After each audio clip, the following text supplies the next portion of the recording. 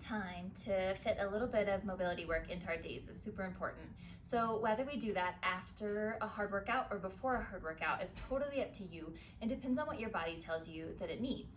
So sometimes we might do a really heavy lifting session or a HIIT training session or something like that, and then settling down to spend maybe 8 to 10 minutes doing a little bit of mobility work can really benefit you in the long run and prepare you for the recovery that then has to come and set you up for further success for the next workout that you do. So whether we use mobility as a cool down or as a warm up, like I said, it's totally up to you and depends on what your body is telling you that it needs. So sometimes you might do a little bit of a cardio warm-up or maybe a full cardio session or maybe a full lifting session and then settle in and do a little bit of mobility to finish that. Or you may use it as your warm-up to kind of use it to mimic some of the motions that your lifting is going to encompass, or use it as a pre-run technique to really get your body ready to experience that kind of movement. So understanding that mobility isn't necessarily about flexibility, but more about that slide and glide of the muscles is also a super fun concept to play with as you're moving through and deciding on your mobility routine. So let's jump in. So first we're gonna come and lie on our backs. Make sure you're relaxing, kind of filling and emptying your diaphragm. So we're just gonna bring one knee up toward the chest and we're gonna straighten the leg. So this is both an active hamstring movement as well as a nerve floss. So we want to be sure that you're not holding and really pressing into any sort of nerve tension. So if you tend to get the stretch more in the belly of the muscle down and through here, then you may have more of a soft tissue limitation. If you're feeling it more down in the calf down here, that may be more of a nerve tension. Either one is fine, neither one is good or bad. It just tells you a little bit more about your body and where your limitations might lie. So we're shooting for about 10 on this leg. We're primarily keeping the toe pointed toward the ceiling, but if that feels easy and like you're not getting much of a stretch, you can let the toes kind of drift back towards your face a bit. And then we'll switch and do the other side. So same thing, you can let those toes drift back. You can start with a pointed toe and work your way in to a more flexed foot. And we're just kind of touching the end of that range and coming out of it. If it feels really good and like you might need to hold it there for 3 or 4 seconds, that's totally fine. Just keep in mind that your body doesn't have to move like mine. It doesn't have to look this way as you're moving. Your knee may not get as straight. You may be far more flexible than me. All those things are fine, as long as you're actively taking yourself through this movement. So when I say actively, we're looking at the quad contracting to drive the leg straight so that we're actively controlling this amount of mobility.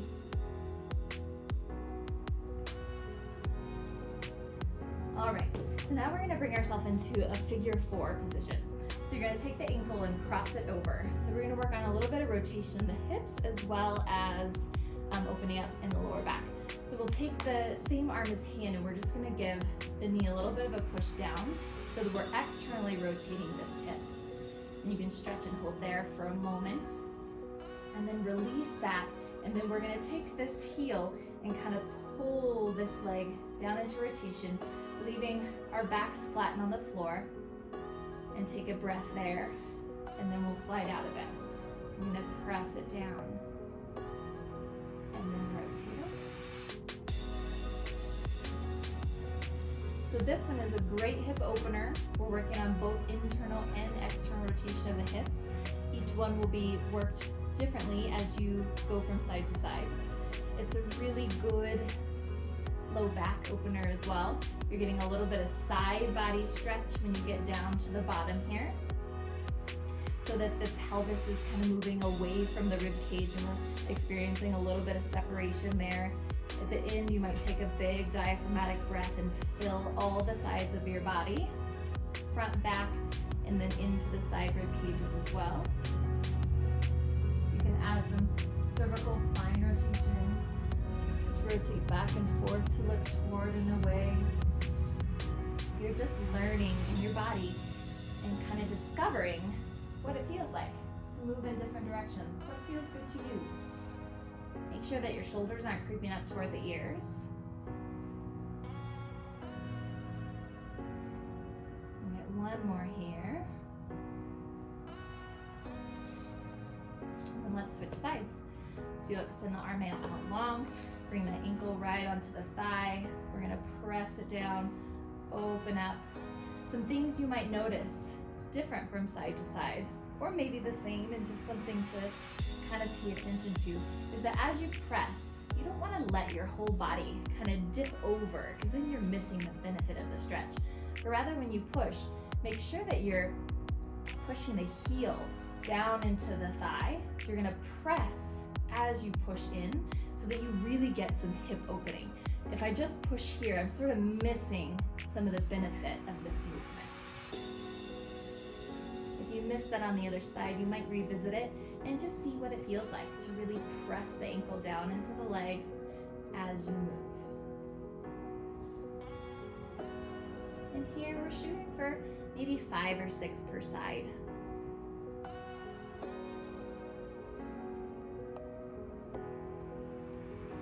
Breathing nice and deep, anchoring these shoulders to the floor. You can play again with cervical rotation, maybe shoulder rotation up and down at the end.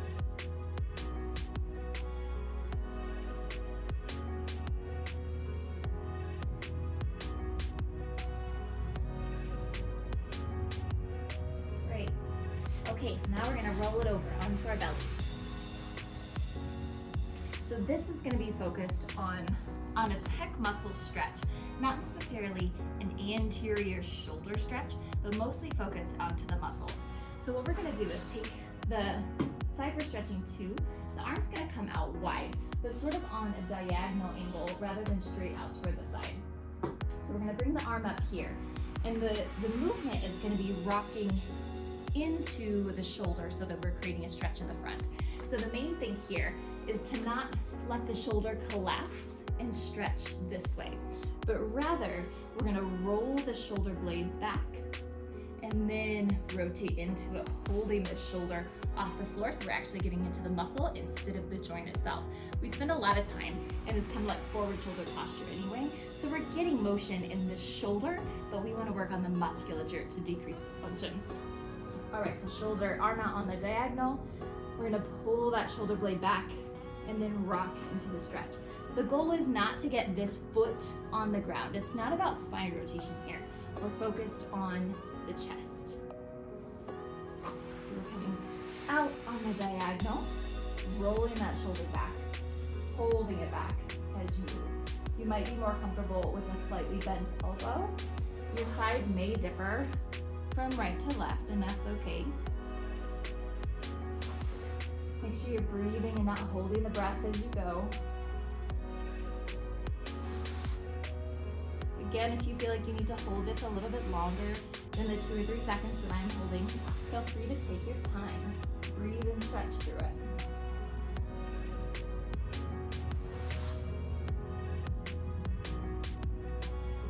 Keep the shoulder down and away from the ears.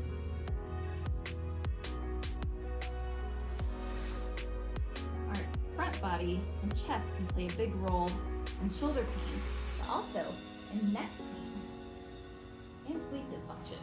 So it's pretty important to have this part of our body nice and open and mobile. And one more on each side.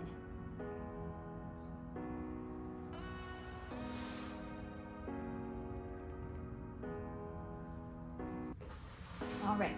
So now we're gonna press up onto hands and knees and then press back into a downward dog. We're coming into this hands and knee position. So from here, we're gonna bring our legs out a little bit wider than hip width. So they're not gonna be in close together like a downward dog, but rather out a little bit wider than the hips. We're gonna bring the hands out, come up into a straight arm plank, and then we're gonna press back into a downward dog.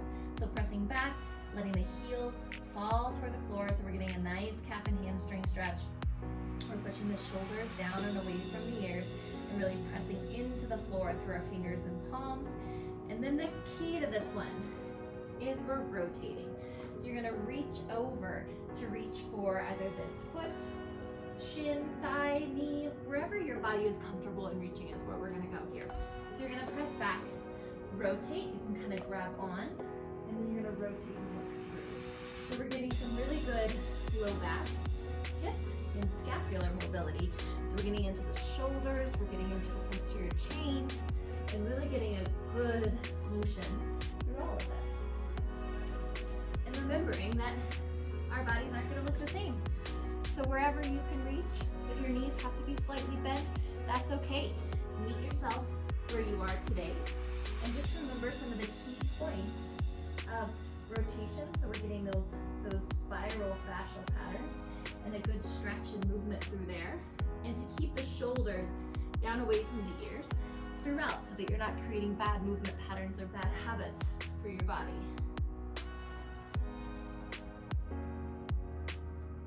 Make sure you're breathing, hold for as long as you feel good for, and just keep moving.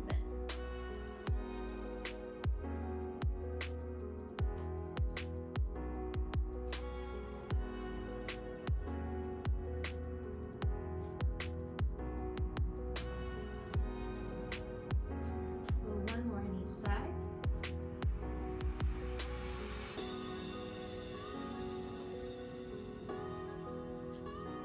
Perfect. All right, come back down to the knees. And this next one's gonna be an anterior body stretch and a posterior hip stretch. So we're gonna come up into a kneeling position. Drive one leg forward. We're gonna place the hand down next to the foot, and then you're gonna take this opposite arm and rotate up, being active in this movement.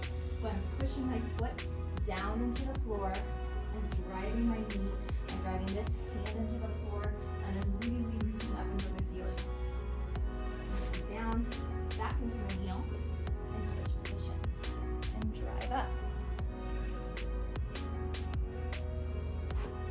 If that's pretty easy for you, we can lift this back knee and do the same thing, and just be a little bit more active in this movement.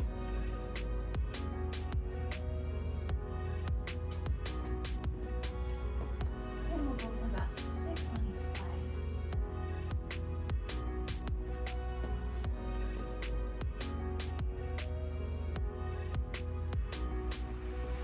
And if you're having a tough time getting the leg high enough, feel free to drive it up.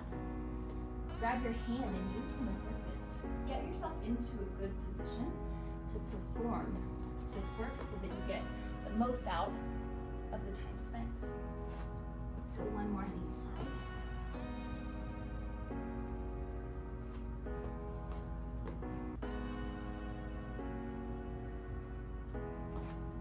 All right, so to finish here, we're just gonna sit back into a child's pose position. My hands are gonna reach out in front. You're gonna sit your bottom back towards your heels. Knees can be wherever is comfortable for you. Separated to give you a little bit more space to bend, or you can bring them in close together. Either way is fine. What we're working on here is just breathing.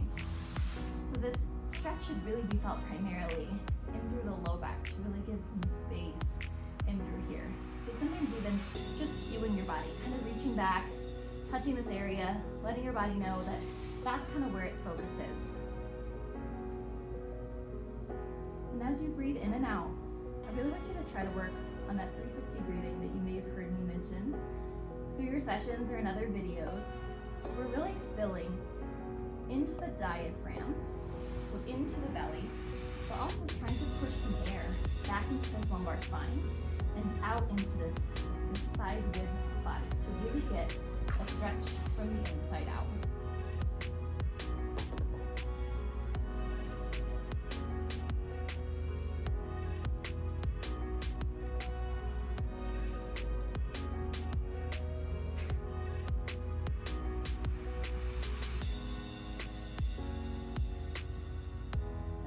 More good breaths here.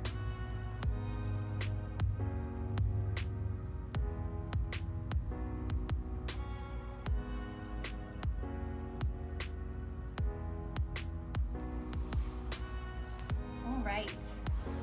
Great work. I hope you enjoyed it. Repeat it as often as you need to repeat. And like I said, before or after. This one in particular is a pretty good cool down routine, but feel free to use it as a morning wake up or just a daily routine as well.